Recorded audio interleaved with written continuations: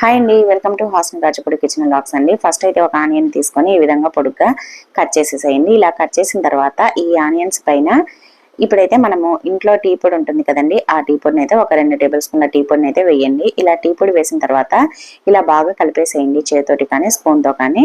ఇలా కలిపిన తర్వాత ఇప్పుడు ఒక గిన్నెలో వాటర్ అయితే తీసుకోండి.